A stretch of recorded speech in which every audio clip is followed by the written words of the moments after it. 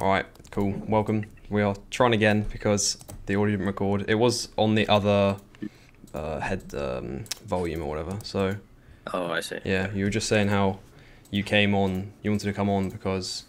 So what was it, you kind of want to build an audience and you want to... Is this kind of to get yourself out there more? Yeah, it's like it's part of standing out, right? And also to build like friends that I normally wouldn't anywhere else, right? Like a network of people that I might, tap into later, or just like having that friend group, right? Because I have like made good friends and they're really supportive and we're supporting each other. So Yeah, that's the reason why. 100%. Yeah, that's part of the reason I went online was...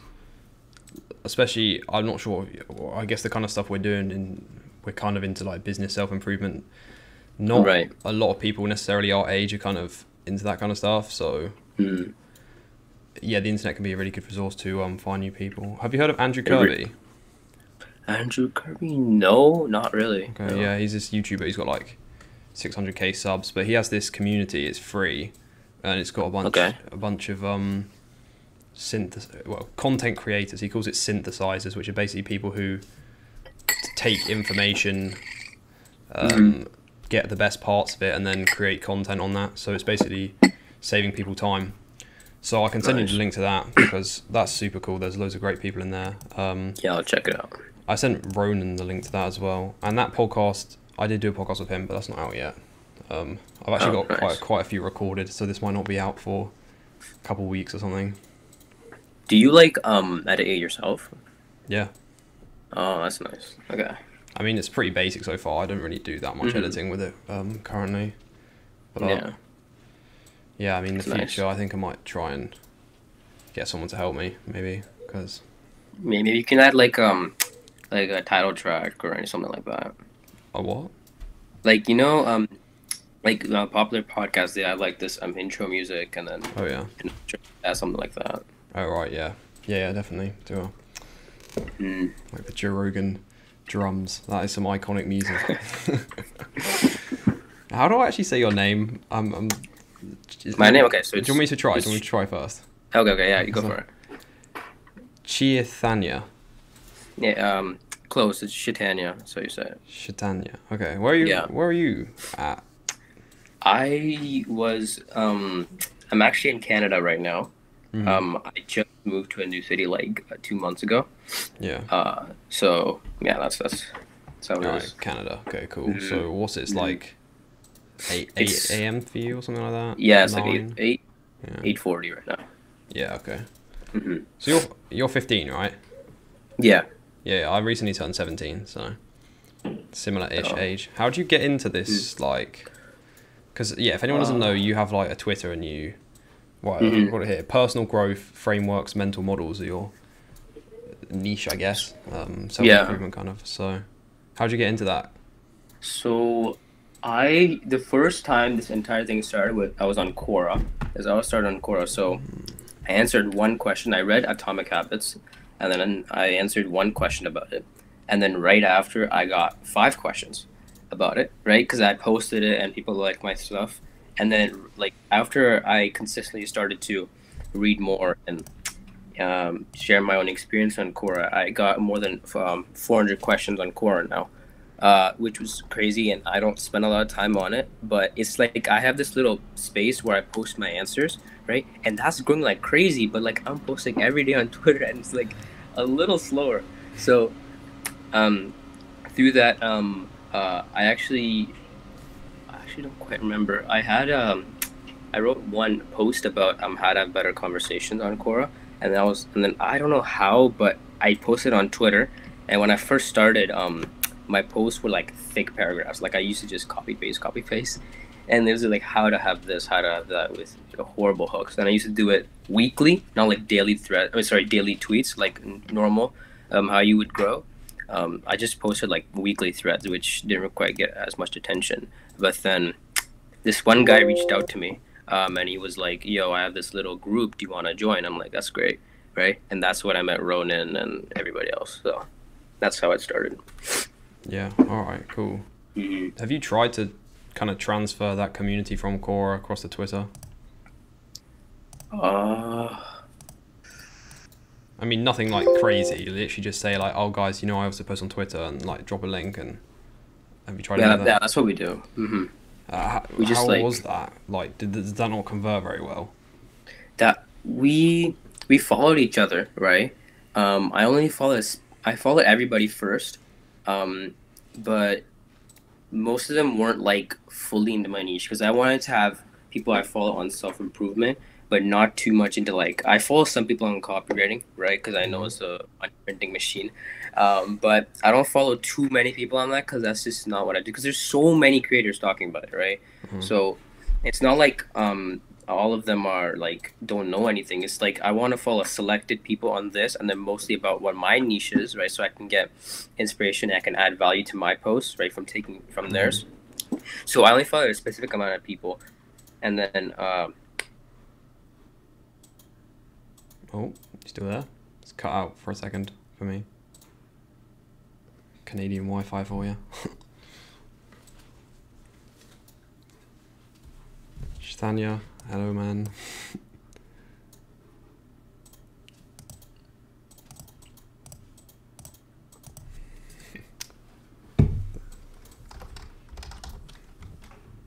Oh, he's gone. I think he'll be back. It's just me now. So this is now time for another ad break. If I could only take one supplement, I would take athletic greens. Even if you have the healthiest diet imaginable. Are you good? Yo, sorry, I just got kicked out of the meeting. Yeah, you just froze for me. You good? Yeah, I'm good. Okay. What were we saying? You copywriting, you don't want to follow too many people, because loads of people talking about the same thing. You do sound like a synthesizer, maybe without you knowing. Maybe. Yeah, were you going to add something to that?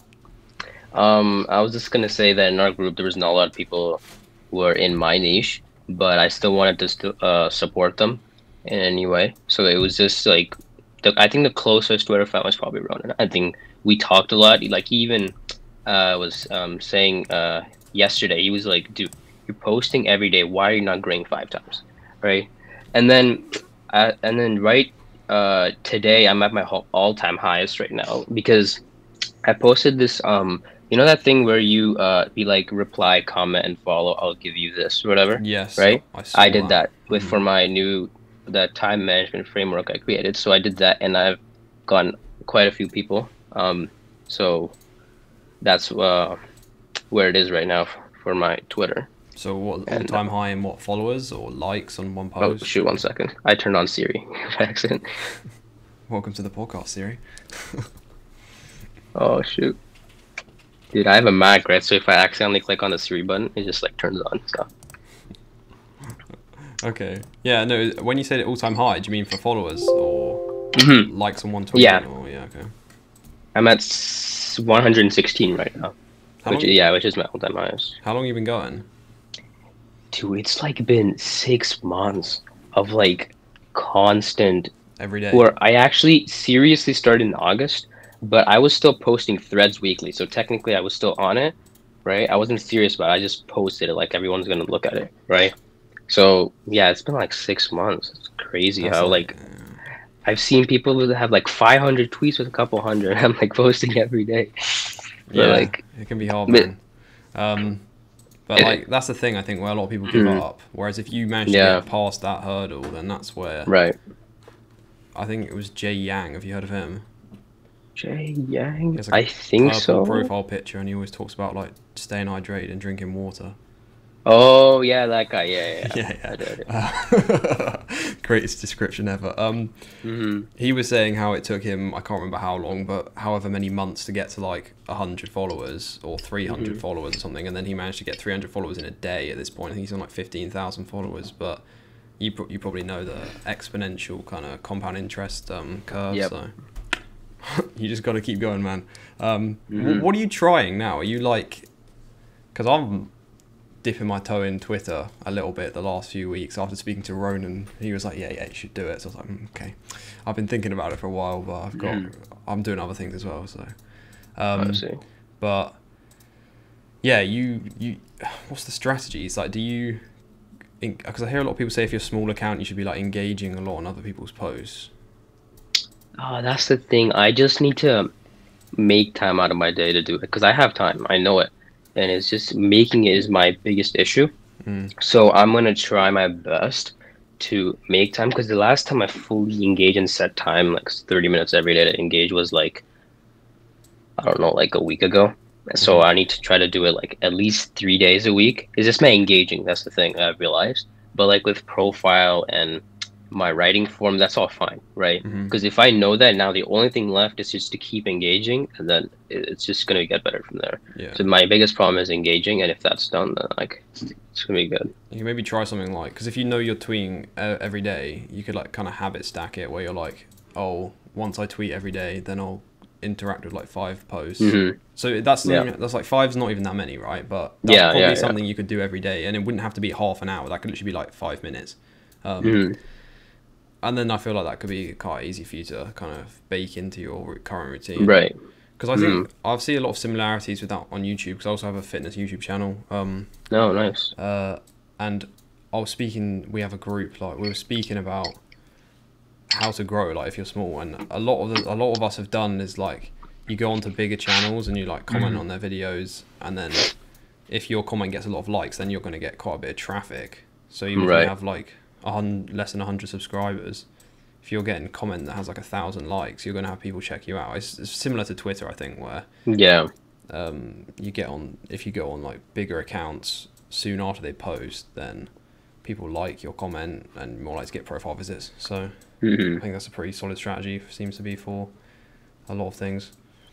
Yeah. What does your normal like day look like? My normal day. Okay, so I'm currently in like, what do you call it? Like, it's not high school. It's like past that, but not university. It's like they call it A levels in the UK. It's from like 16 to 19. You do like kind of another set of exams. Then there's GCSEs before that. So most like weekdays, I have to go into school for like lessons in the morning. So yeah, I will go through the whole routine. I actually typed it out the other day. It's like, so wake up, drink like some water, go outside, get some like sun on my face and in my eyes. From like, I heard that from like Andrew Huberman. I find that helps me wake up. Like 15 minutes of daily sunlight. Yeah, go out like as soon as I wake up in my garden. It's pretty nice. I walk on the grass. I know people think that's a bit weird, but like bare feet. But I don't know. I think that's something about feels it, like, nice. Wakes you up, man. I've done that before. It was nice. Then cold shower, and then I normally go and like after that I meditate a bit. I've been a bit inconsistent with that recently. Sometimes I just go upstairs and start work, but normally like edit some video or start edit a video usually, and then or record some stuff. Then normally weekdays normally have to go in for lessons, but then like by the afternoon I'm normally allowed to come back, because we have it like you don't have that many lessons, but they set you work you have to do at home. And then just trying to balance the schoolwork with content creation really, and then I go to the gym. Like how often? Like 3 in every 4 days, so 2.25 days a week, which is interesting, but you know, because it's not on the week, it's not a 7-day split. That's the main thing really, and then weekends very similar. Nice. Just like homework and content creation. Yeah. What about you? So sorry. Oh, and one more thing I want to add. I don't eat breakfast. I just eat lunch. Like I eat a bigger lunch, and then I just find it easy to concentrate in the mornings if I haven't just eaten a bunch. I also, where was it? I think I heard it from Andrew Tate, was like, you shouldn't eat. He didn't think it was good to eat breakfast until you'd actually done something towards your goals, which I actually thought was a pretty good one. And also like fasting is like got some benefits. So yeah, I eat like 2 meals a day. So I normally eat like lunch, and then a couple hours after that, then I'll go to the gym because I've got like more energy, and then come back and eat dinner. Yeah, that's good. And then go to bed like fairly early, like around like 8:30 to 9 p.m. already. Oh, do you journal? So I'm not really religious about it, but I think it definitely is beneficial. I think maybe I might start doing a bit more, but I usually, someone said it, I think I heard on the Tim Ferriss podcast, someone saying how they journal like less than they want to. I only really journal if I have something I'm really trying to think over, or something like really amazing or like quite significance happened, because I feel like I don't want to just force myself to journal if I haven't got anything I really want to think about, because that would just kind of make me not like journaling, if that makes sense. I see. Yeah. So what about you? For me, I think I wake up around 7. I used to wake up really early, like around 4, but then now I've just been trailing off because I have like schoolwork that that's pressuring on me, that I'm staying up a little later, and like if it's not like a consistent bedtime, you can't wake up, right? So 7 I get up. I try to discipline myself not to go on my phone. So I just, for like a normal school day would be like I get my clothes, take a shower, and go to school, and then come back home, do some homework, try to get a little bit of reading in at school, or like when I come back home, and then maybe do a little bit of Twitter work, engage a bit. Yeah, that's basically it. But on the holidays, I used to like wake up quite early, because it was like there's no school, right? Not a lot of work, so I had a consistent routine there. But like nowadays, it's just that's one thing with school, like it's a bit more variable. Like you could just have some teacher just dump a bunch of work on you. It's just like, come on, man, this is messing up my routine. Yeah, exactly. So yeah, you're still in high school. Wait, are you? I know you're in Canada. Is that where you live normally? Yeah. Okay, so that's just like normal school, right? Yeah. Okay. So how long? What is the system like there? When do you finish? Like at what age? 2:30. Oh, finish school. High school ends, I think, at 18 after grade 12 for us. And then we go to college or university right after. Yeah. Okay. The UK is a bit weird. It's kind of, well, it's not weird, it's just different, but it's split. Like, so when you're, after you're 16, then you go to almost like a different thing. But a lot of schools, it's like built in, so it's kind of, it's like you just have more exams basically, but you do less subjects. I see. But yeah, I think what you said there was interesting, how like, I've had this before where people ask me like what I do, because they know I'm kind of into this kind of entrepreneur business kind of thing, like, and they're just like, do you not like watch TV or anything? No, I also do read like at least half an hour a day, half an hour to an hour, like near before I go to bed. But yeah, I don't know if you feel the same, but like I used to play video games a lot and stuff, and now I just, not at all really. Yeah, I'm kind of on the same thing right now. Because people people might hear us say this and think it's like kind of boring what we do, but like I like what I do, and I think like there's going to be a lot of long-term benefits to this more than like just people like chasing short-term gratification. Yeah. What book have you been reading? Right now I used to be like super like into one book at a time, but then I heard like Naval talking about how he just goes into different books. Right now I think I'm reading like 3 books, but like I'm reading The Carnivore Code by Paul Saladino. Have you heard of him? Carnivore MD? No, I haven't. Oh, okay, it's about like ancestral diet. I don't know if you've heard of that. It's kind of like it's a lot focused on like meat and fruit. Okay. So it's kind of like trying to eat more like what they think the ancestors would have done. Oh yeah, I see. Sounds kind of random. I'll send you like some stuff about it so you understand more. But basically just like trying to optimize your diet and health. And then I'm also reading 100 Million Offers by Alex Hormozi. Yeah. I think you'd know that. I've heard of that, yep. Yeah. And then what's the third one? Oh, Nomad Capitalist, which is basically they have like a YouTube channel. It's like a whole company, but it's basically like people visiting different countries or relocating and having like offshore bank accounts, like multiple homes. Sounds kind of like shady, I guess, but it's not. Yeah. It's basically like, yeah, I basically, I'm not sure if I want to keep living in the UK, so I'm kind of seeing like what other options there are. Oh, I see. Of where I can visit. Yeah, Mm-hmm. because I think it's a big world, so go and have a bit of an explore. Yeah, what book are you reading? Or books? Angel Investing by this guy named Jason Calacanis. How to invest in startups. Okay. This one right there. Yeah, this one is. I really like this one because like for angel investing, right? It's just I think meeting with the founder is like what I.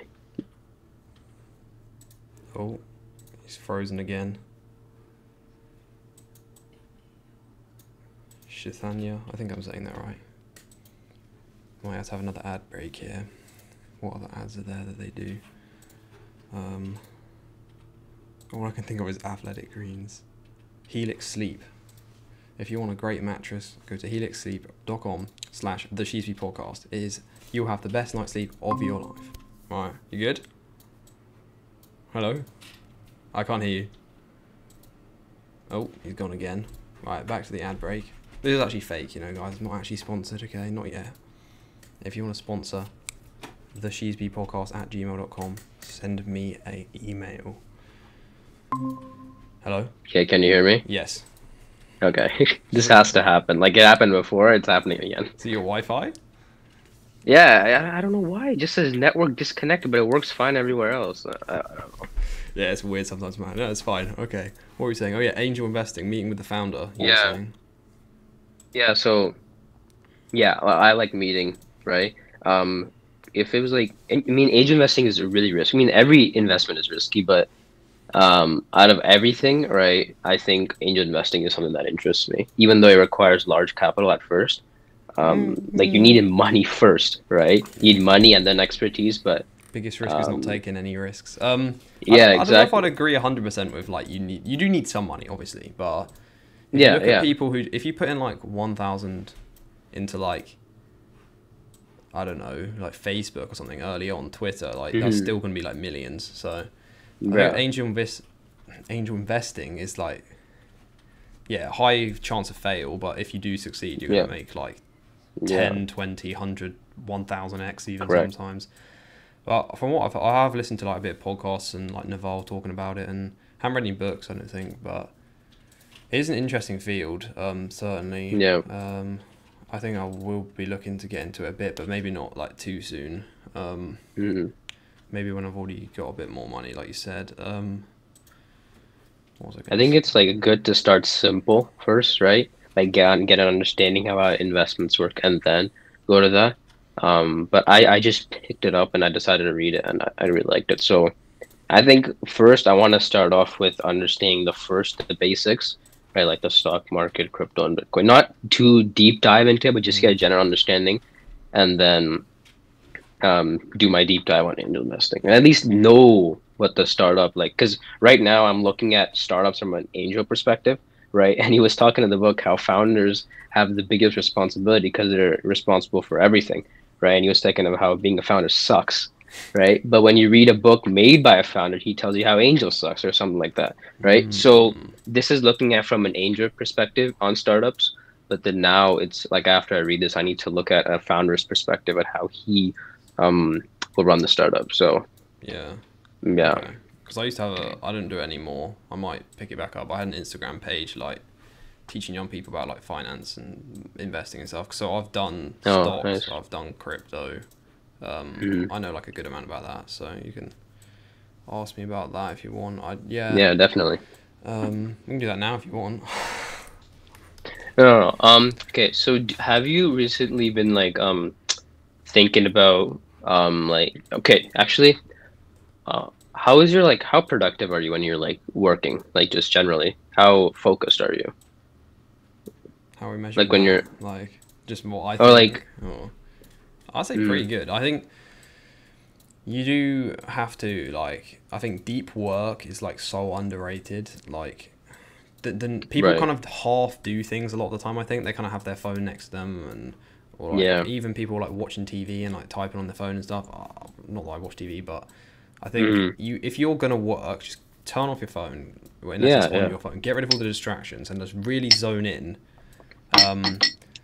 So yeah, I'd say I'm pretty good. Yeah. That's nice. But Do you also, listen? What do you listen to when you're working, or do you not? No, I don't like. Yeah. Even when I'm working out, I don't really like using music. I just Oh, find it almost like a bit of a crutch for some people. And I do find it distracts me. Well, especially okay. working out. Like, it's not really that hard to lift weights and have music. But if I'm trying to think, I feel like it kind of. I don't know. I just keep listening to the song. So yeah. Do you listen to music? I do. I used to work out. That's why I used to listen to music. When I'm working, I listen to movie soundtracks, and I don't know why. It's like when I'm thinking, like you said, I can't listen, right? Like I'm trying to understand an abstract idea. I cannot focus on two things like that. But I'm not really focusing on music, but it's still information coming, right? Yeah, exactly. So you're still processing some of it. But when it comes to when I know what I'm doing, right? Like I'm just writing something down. I know what I'm doing. It's not like a train of thought. Like I'm doing homework, for example, right? Now that's when I use movie soundtrack. So when I'm thinking, like hell no, I can't. Yeah, I agree. Yeah. It depends on the task you're doing. If it's a kind of task, it's like, I don't know, say you're like cleaning dishes or something. Like that's not really like a high brain power task. So Exactly. you can put on that music, have a good time. Do you have like a favorite? What kind of music? What are your kind of favorite soundtracks? Doesn't have to be I long. listen to hip hop, rap. One artist that I've been looking into. Have you heard of French Montana? I think so. Yeah, so I listened to a couple of his songs. But a little bit of Drake. Yeah, that's about it right now for me in terms of music. What What about you? films are that, then? What films has Drake like done soundtracks for? Oh no, like soundtracks, movie. Oh, I thought you said like general music. Oh right, okay, Like, yeah. oh, okay. So for this movie soundtrack, I listened to The Dark Knight, the 2008 film. Okay, yeah. That soundtrack is great. That's the only one I listen to because it's really dramatic. Somehow it makes me get my work done much quicker. So that's the one movie. Yeah, right. I was thinking like Rocky. You know, have you seen the film Rocky? I've Boxer, heard of Sylvester it. Stallone. Yeah, I think that music's pretty good. Pirates of the Caribbean soundtrack, I like that. I don't know. I don't know if I'd be listening to that while working. Yeah. Yeah. Also, like recently, do you know Akira the Don? Never heard of it. No. Okay. Yeah. He's just like, what would you say? He's like a beat maker, almost like an music editor, and he makes like kind of motivational music. He takes people like David Goggins and like almost turns their speeches into music, if that makes any sense. Oh, I see. I think they're pretty cool. But yeah, I don't really listen to that much music. Well, what's your future plan for like, I guess you're kind of in this entrepreneurial space kind of with this. Do you plan on like monetizing your Twitter or going to university or anything like that? Having your own business? Yeah, the monetizing Twitter part's gonna come. In terms of university, I haven't really looked into it as of now. Yeah. I'm still trying to help myself stand out a bit more, right? And then when it probably does come to like grade 11, grade 12, I'll start thinking about it. But it does feel too late.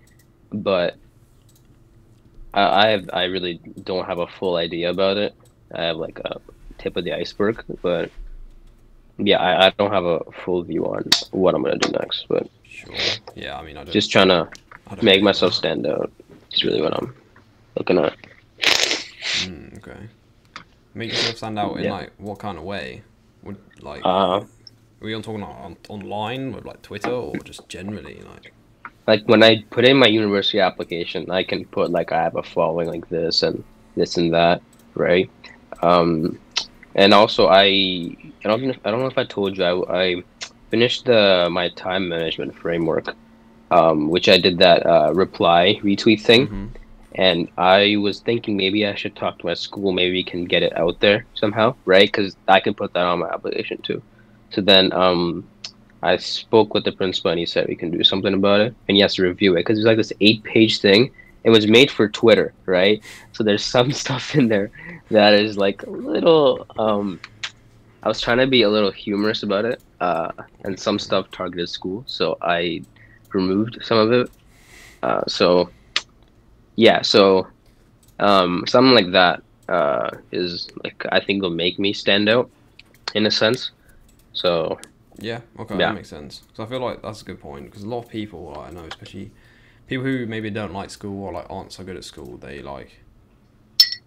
I guess as people kind of judge people for doing stuff like that, but I think in the long run, it's definitely worth it, man. Yeah, yeah, people do judge, right? Because no one has done it before, Mm. right? No one's done it, and it's like I can, yeah, because if no one's done it before, you're not gonna do it, and it's like that barrier that I had to cross, and I did get the courage. I crossed that, and then I did ask. So, yeah, it's just that self doubt. It's So, good. Yeah, no, it's good to push comfort zone because, hmm well, that's where the like big things happen. Because like I don't know if there's some quote along the lines of like, first people like laugh at you, then they ignore you, and then they hate you, and then you win or something.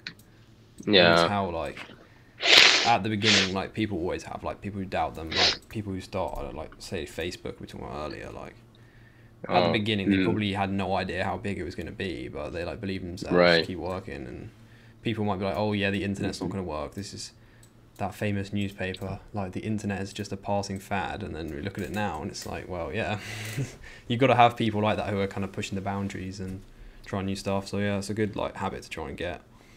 Have you heard of the quote that goes like, to get something you've never had, you have to do something you never did? You heard of that? I literally read that on yours today. Oh yeah, I did. I don't think I knew it before that. I stuff along those lines, but no, I don't think I had heard that. But it's a good one. Yeah, because like, I think it helps us to understand that, like, I think the best example is like money and then time, right? Because money does buy that freedom of time. So to get that freedom of time, you have to do things you've never did, right? And yeah, I feel like this is the best example because to get that freedom, right, you have to start doing things that no one has ever done, right? Or not no one has ever done, but the things that normal people wouldn't have done, right? Like I don't know how to frame it properly, but it sits well, right? And it makes sense, I know, right? Because yeah, it's like well, we're just dropping all the quotes today, but Albert Einstein, like the definition of insanity is doing the same thing again and expecting a different result. Like, yeah, if you're not happy with your situation, if you keep doing the same things, probably not gonna exactly. change, you know. Yeah, that's true. So one of your like on your banner and in your profile, you talk about like frameworks and mental models. So, what are like some frameworks? You froze. Oh. Hello. No, I think you froze actually, mister. Hopefully you didn't hear that. Canadian Wi-Fi, bro. Someone speak to Justin Trudeau, get this sorted out.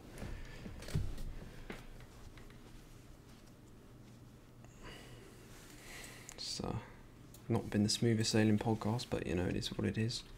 We keep going. You get, oh, came and joined. What's a new advert we can talk about? Huel. It happened again. Yeah. Yeah, you said I froze. I was like, no, I think it was you actually.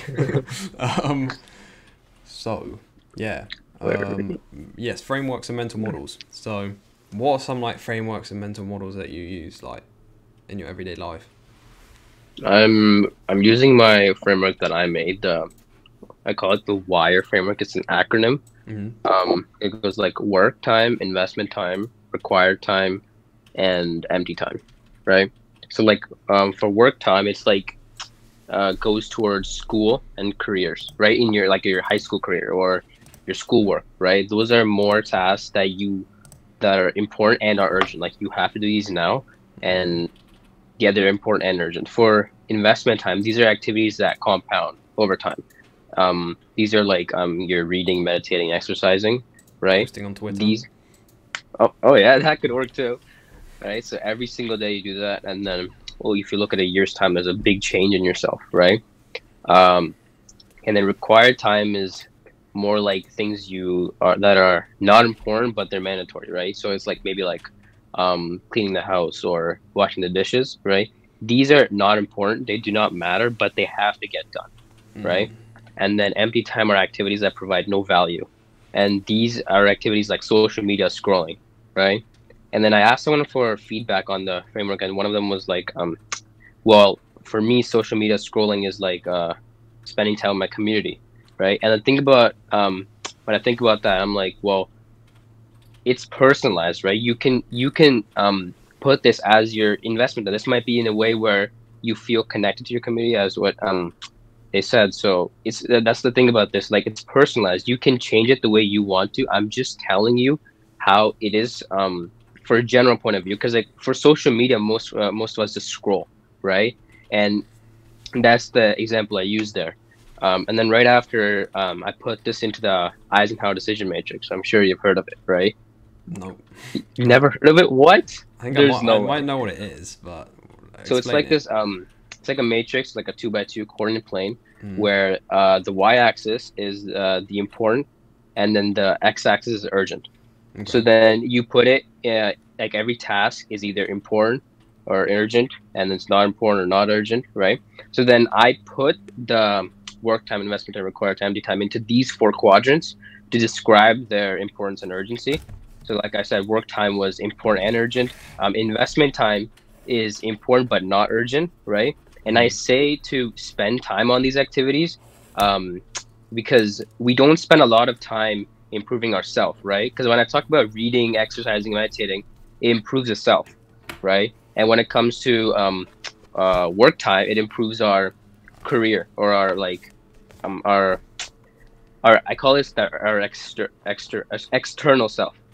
And then required time is time that is, required time is urgent, right? But it's not important.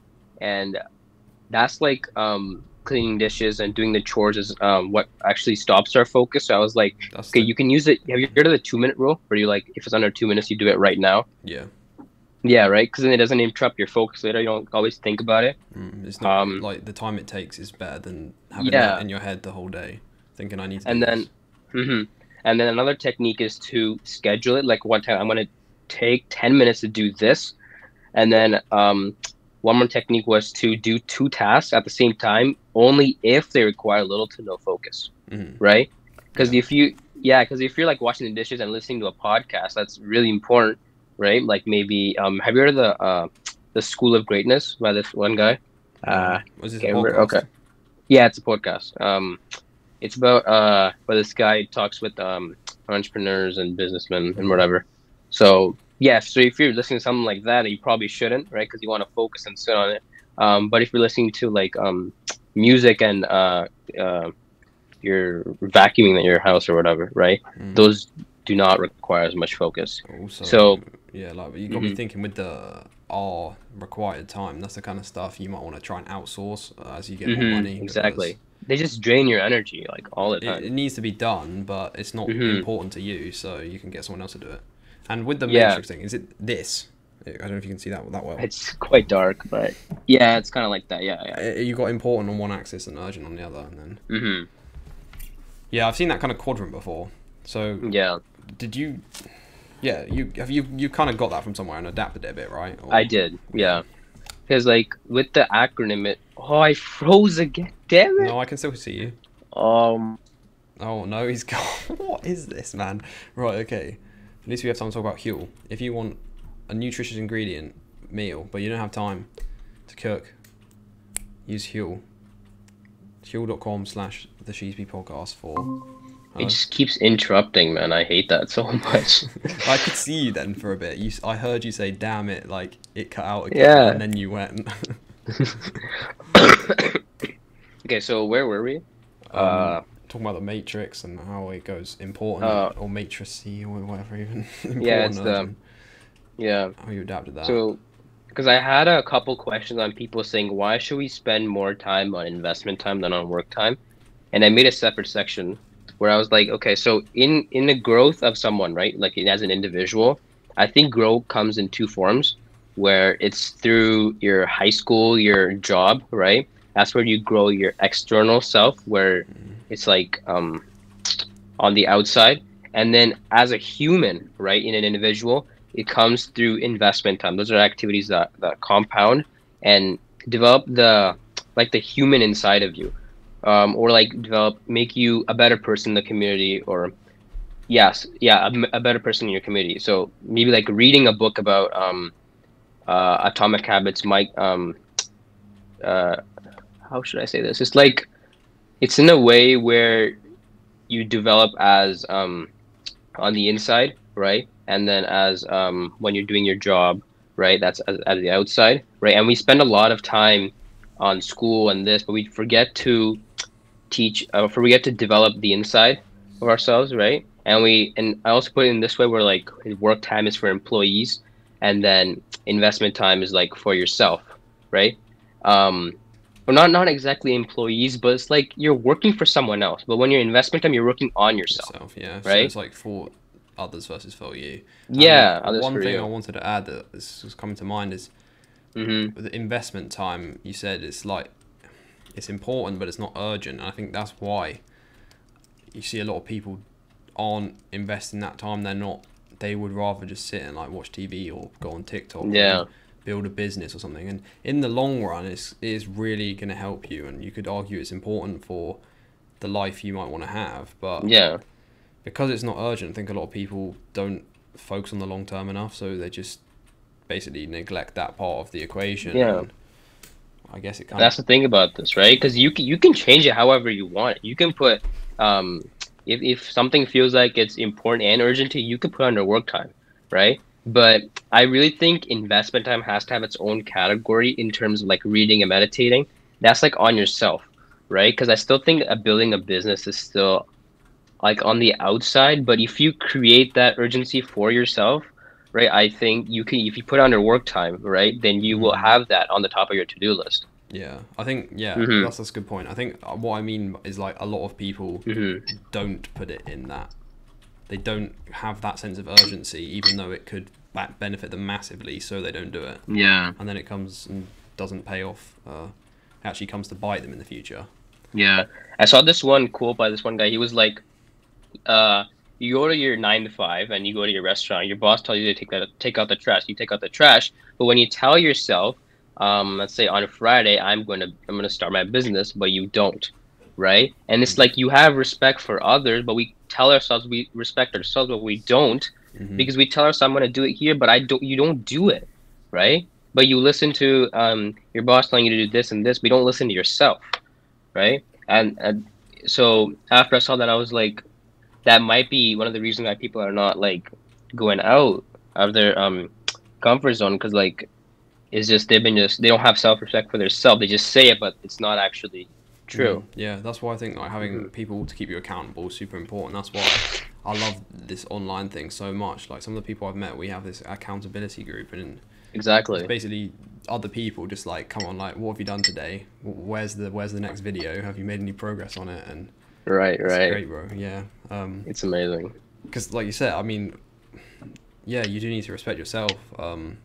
But it can sometimes feel harder because you have to put the consequences in for yourself. Whereas if someone else is doing it, they don't care. They'll put consequences on you. So that's why if you can find other people going towards like similar goals, you can help each other out, which I think is super awesome. Right. Are there any other like main frameworks or mental models you use? So you've got this W.I.R.E one. I've been trying to understand a couple of decision-making ones. There's this one that I like from Jeff Bezos. He uses it's called the regret minimization framework. So what he does is that he projects, like whenever he's making a decision, he projects himself 80 years in the future, and then he asks himself, will I regret this? That's a good one. Right? Yeah. And if it's a no, he just does it, right? And then when I was looking at this, I was like, well, this works for challenges, right? Like when you know the pros and the cons of something, and the only thing stopping you is self-doubt, that's when you use this framework, and it really does help. But when you're making like a big decision, right, you need to take into control of the long-term, short-term effects and everything. Have you heard of the Six Hats by Edward de Bono? I think that's his name. I think so. Is that No, a book? it's a book, but it's like these six thinking hats, where like six different ways of thinking Oh, actually, on how to help making a decision, right? It's like long-term, short-term, creativity, and all that. And then I think once you have done this, and then you know what's good and you know what's bad, you know what's the right step, but you're still hesitant, and then you use this, and then it's just gonna make the decision making process much easier. So Yeah. that's something I want to make a thread about. Yeah, go for it. I think also context is important with frameworks, because we were having this conversation the other day with some of my other guys, like, we had these two frameworks. They were almost opposing. One was like, when you're young, you should say yes to like new opportunities, because I've heard of that. you've got like a lot to learn, and like the downside's quite limited. And then you've got the other side, Derek Sivers. I don't know if you've heard of him. He has this thing. It's like no more yes. It's either hell yeah or no. And I think I've heard of that. That's more for people who don't have very much time. So I think if you're young and you have a lot of time, you probably want to use the first one, where you say yes to opportunities, see where it goes. Probably done a lot. Whereas if you're short on time, hell yeah or no. I mean, if you're not excited about this opportunity, you've got to say no to a lot of good things to say yes to the great ones. Yeah, have you heard of Sahil Bloom on Twitter? Yep, heard of him, yeah. He's a big guy, right? He was talking about this. He was like, if it's a hell yeah, do it. If it's just a yeah, then it's better. Right? Because Ryan Holiday was talking about this. Have you heard of him? Yeah. Yeah, he was like, when you say yes to something, you're saying no to something else, right? And I think when you put this into when you're making like a decision, trying to accept an opportunity, or like someone's like trying to tell you to hang out, let's hang out at this bar or whatever, right? When you think about this, like, okay, I'm going here, but I'm going to be saying no to reading time, for example, right? And that just like changes everything. You're like, no, I'm reading. I'm not partying out with you. Everything's an investment. Crazy. That's a good framework. Once I started thinking like that, it's like how you invest your time is a framework. How you invest your money is very representative. Like Alex Hormozi was talking about it, like how you invest your dollars will tell you like what your future's going to be like. If you're spending loads of money on like bad habits, I don't know, like TV, video games, drugs, I don't know. Like, that's if you just look at how they spend their money, you see where they're going. Right? Whereas if you see people who are like investing in themselves, buying like books, courses, like good quality food and stuff, they're on a good trajectory, and it shows what you care about. Same with your time. If you say, oh, I want to have a business, I want to be like financially free, but you sit and watch TV for 3 hours every night, well, I'm looking at what you're doing and how you're investing your time, and well, you say it's important to you, but it doesn't look like it. You know? Exactly. Because like there's a guy named Robin Sharma who is like a business coach, and he was talking about how like in his book, A Greatness Guide, he was like, your schedule really reflects on what matters to you, right? Even if you say what matters, your schedule and what you're doing every day really reflects on what your kind of future is going to be like, right? Actions. So, yeah, and the investment time, sorry. The framework was actually TIME first. It was time. It was sitting at the back of my notes on Notion, and I was looking at it. I was gonna like, okay, I need to revise this a little bit, because like after reading, Sahil was talking about investment time, or like time can either be spent or invested.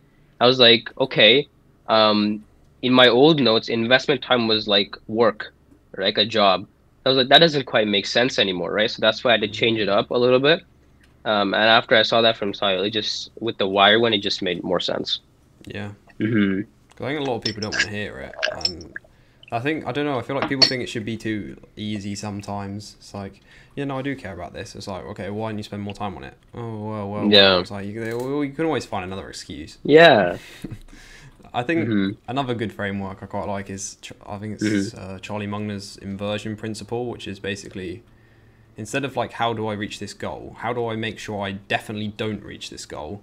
And like, look at the key points for that, and then just basically invert them, like it says. So, I don't know, let's say you're trying to grow your Twitter, and it's like, well, how do I make sure my Twitter fails? Like, okay, don't tweet very often at all. Don't reply to comments. Don't engage. Okay, right. So if we invert that, we need to post often, react to Oh, I comments, see. and then That's smart. engage. So that gets you really focused on like the biggest points. I think leverage is like super overlooked by a lot of people. I hear a lot of quite rich guys talking about that, how like you can work really hard on something and still not get the results you want. You need to make sure you're working hard on the right thing, because I gave this example. It was like, if you're trying to make more time, let's say you're really focused on optimizing on brushing your teeth faster, and you do it 10% faster. Well, if you're brushing your teeth for 120 seconds, 2 minutes, you're going to save 12 seconds. Like, that's not, you shouldn't worry about that at all. And the same with spending money. It's like, if we save like £2 or $2 on something, we want to be trying to save money on the stuff that's costing us like thousands of dollars, right? Because that's going to make the biggest difference. Because you have people who probably work at like McDonald's who work really hard. It's like, okay, but there's no leverage. So Yeah. you want to be in positions that are going to have the biggest difference. Right. It's like small input, big output. Right. Correct. And that's why I think this digital stuff is so great, because you can do a tweet and it takes the same effort to do a tweet that reaches 10 people versus it could reach 1 million. The digital leverage is there. I don't know if you listen to Naval too much. He talks about it a lot. That's a really... I've looked at some of his stuff, but not a lot. The Almanac yeah, I've been of Naval Ravikant. That's a really yeah. book. I've seen so many people say read that book. It's online for free. If you search up, oh really? You search it up. You can look. I bought the book because I prefer books than reading online. Yeah, same. You get a bit of a taste of it, and it's basically all his tweets and his best podcasts all like sewn together in a book by someone else, Eric Jorgensen. So that's really good. That's probably one of my favorite books of all time that I've read. No, okay, I'll probably have to read it soon. Yeah, it's good. And then in your bio, you also say like mental models and frameworks like that are not taught in school. So I'm interested in like what your thoughts on school. Oh, I see. Okay. I had this other guy called Arjun Komani on here, and he's great.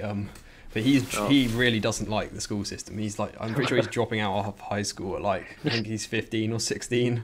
Oh shoot. And yeah, I think it could definitely be improved. But I'm interested in like what your thoughts are. I think for most of us in the classroom, the one thing we're just trying to focus on is passing the test, right? And it's not actually to get the knowledge and try to, not learning for the sake of learning, right? Just kind of get, like, I think when you look at the word knowledge, right? It's like getting knowledge, right? When you get it, it's like, I think most of the stuff we're taught is like, I don't know, the environment that it's created in the classroom is mostly just to pass the test. And it's that concept where like I just have to pass the test, right? So when you do the test and you get your marks back and it's not something that you're happy about, then it's like it's very discouraging, right? Like for me, when I have a accounting class, right? I didn't do the best on the test, but I still know how to read my financial statements, right? Because I took accounting because I wanted the skill of accounting to understand financial statements, right? But even if I don't do the best in class, I can still understand financial statements, which is what I want to get out of this, right? So, okay, we're diverting the... Oh, and he's gone. So back to the Huel advert. If you want a really nutritious meal, but you don't have time to cook, go Huel and you can get a free t-shirt, just like Raphael Mayer, who came on this podcast, and the Huel merch. He said he doesn't actually like the food, but he worked in a startup and he liked the t-shirts, so that was fun.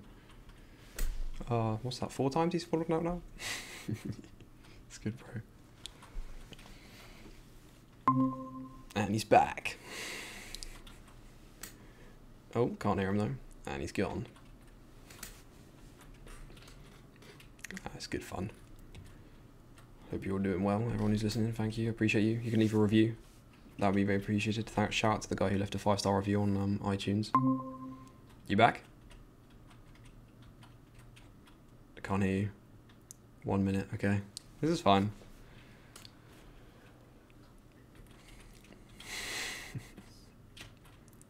Oh yeah, here's his Twitter, by the way, if anyone's watching. Cheaithanya P. 15 outgoing frameworks, mentors, not talking school. What tweet? Yeah, he was just talking about that. Hello? If you like hit the settings button or something, you might be able to change your... Oh, you can't hear me. I'm talking. I'm pretty sure. I can't hear you. Okay. Yeah. All right, I just took my AirPods off. I can hear you now. I can hear you now. Okay. So. Okay, where we left off. Okay, so Accounting. the environment in the classroom, like I was saying, was just to pass the test, right? And This is insane, bro. Accounting to pass the test. Okay. Yeah, I think it's because people optimize to pass the test instead of optimizing to learn the skill. Because people, oh, I need to pass the test. Remember, stuff, cram your brain. can I just like finish what I'm saying without getting logged out? Oh my god, dude! This is gonna cause so much interruptions in your Spotify thing. It's like I just keep getting kicked out. Okay. It's fine.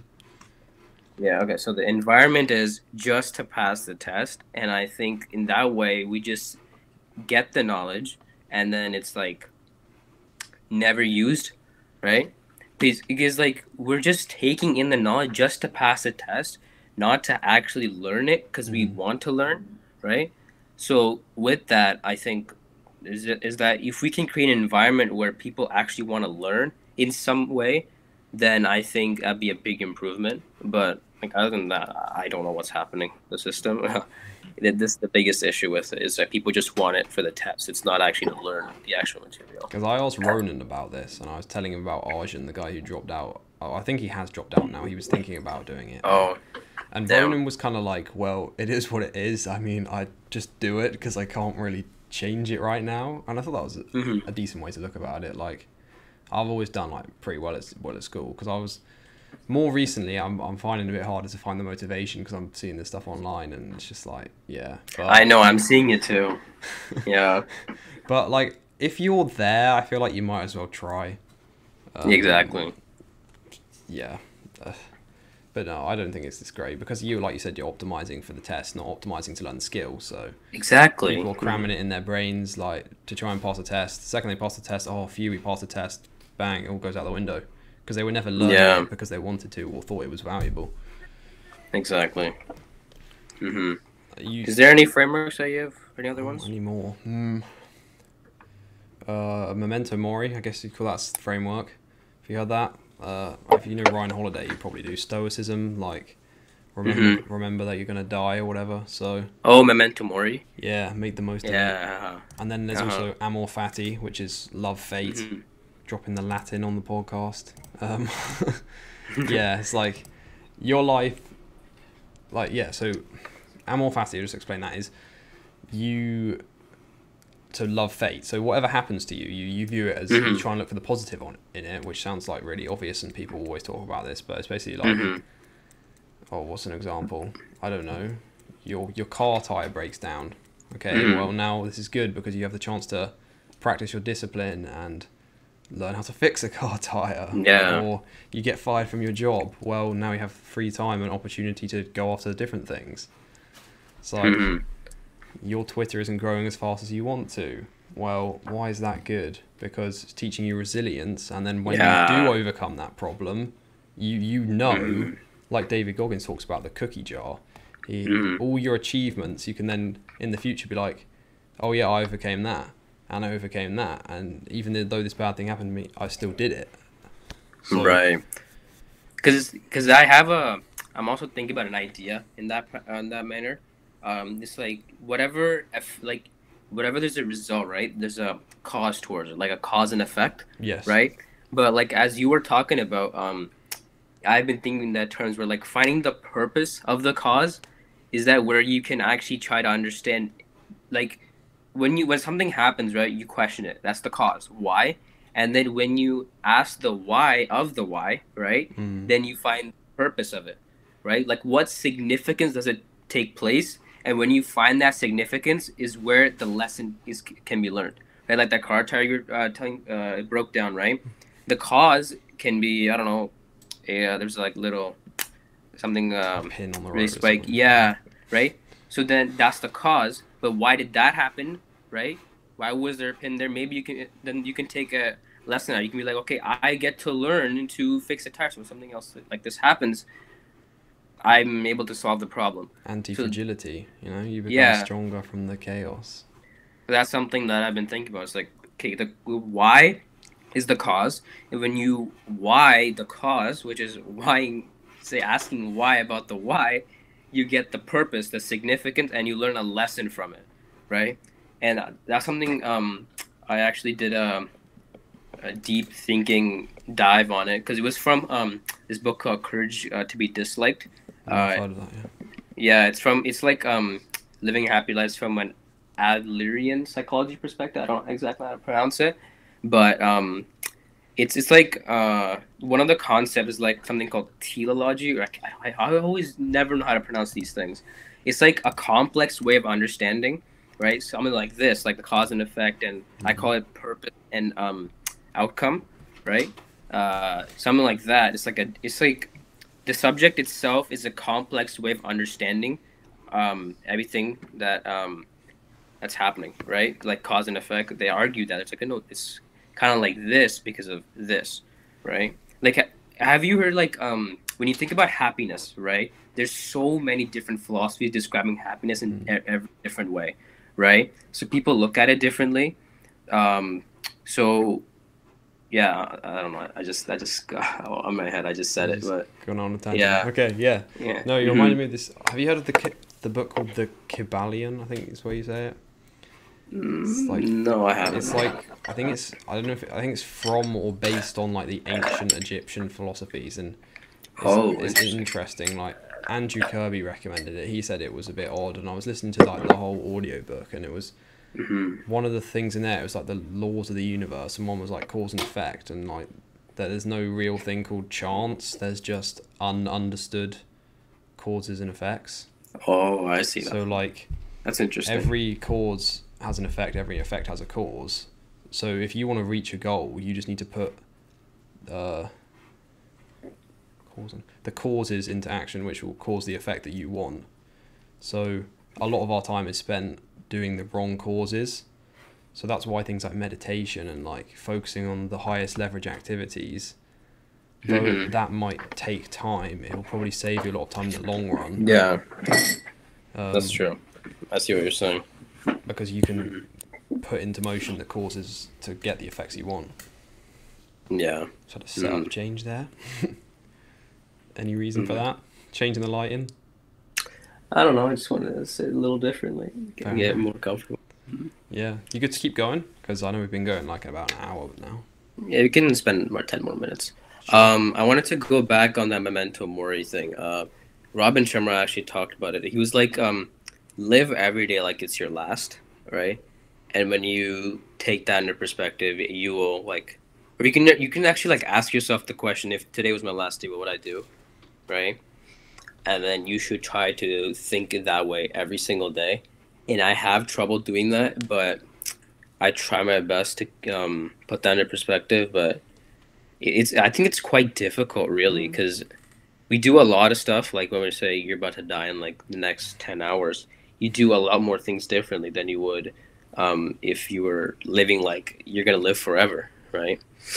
So yeah, counterpoint to that, I've heard like, enjoy life like you're gonna die, like today or tomorrow or whatever, but like invest like you're gonna live forever. So like, because you got to be careful, because if you go and just tell people like live like you're gonna die, people will probably just blow a bunch of money, do a bunch of crazy stuff. Exactly. And it's like if you do wake up tomorrow, you're gonna be like, damn, I wish I died. Because your situation is like.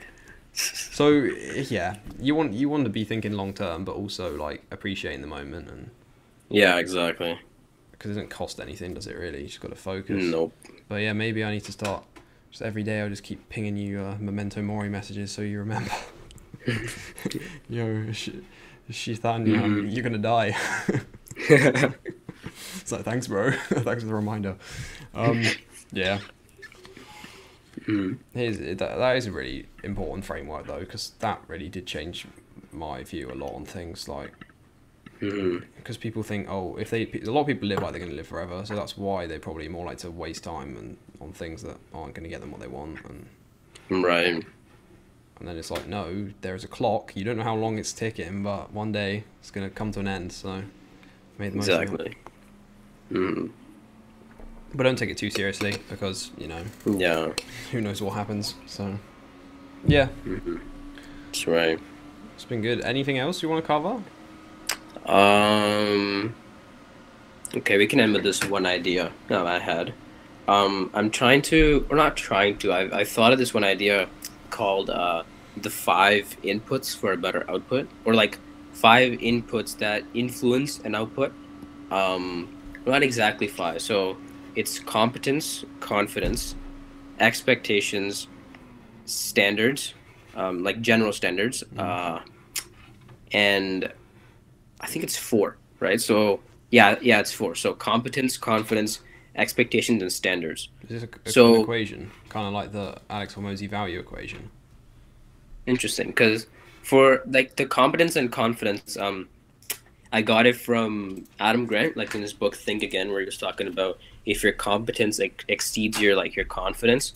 That's called the imposter syndrome, where you don't know how good you are, even if people tell you. That's also a bad thing. But when you are so confident, but your actual skill and the ability to do it is not that great, you're overconfident and you start boasting, right? And then it came from that. And then the expectations, right? It came from this effect called the Pygmalion effect, which says you rise to the level of expectations, but you can also fall to the level of your expectations, right? Because if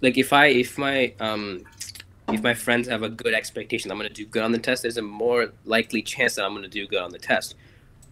Discarding your competence and your confidence, just by that, it's a good influence that actually might help increase your result, but it can also be the other way around, where if they don't believe in you as much, then your result might just be as bad. But even if they don't believe you, you can use that as a driver to your success. But it's just something like, because sometimes all it takes is someone to believe in you, right? And then it can happen. And then the last one is general standards, I call, because a standard set by someone can be for example, your parents might say, I need an 85, right? That's a standard. It's not even an expectation. It's a standard. %. Right? They're like, okay, you need this, right? And that actually might influence your output too, because it might create right, and stress. And this connects all to their ability to do something and your confidence, right? So I went into this rabbit hole trying to understand this. So yeah, that's just another thing. Did you come up with this, or you found that somewhere? No, the input and output thing I came up with myself. I was thinking about it. Yeah. Because it just comes from somewhere else. There's no original idea. It's just taking things and combining them together. It becomes your own, just from somewhere else. If you're super confident and super competent, then you're Andrew Tate. Yeah. No, I was just gonna say that kind of reminds me of the Alex Hormozi value equation, which is basically so on the top you've got dream outcome times the likelihood of that happening, and then on the bottom, so it's like a fraction, you've got time delay times effort and sacrifice.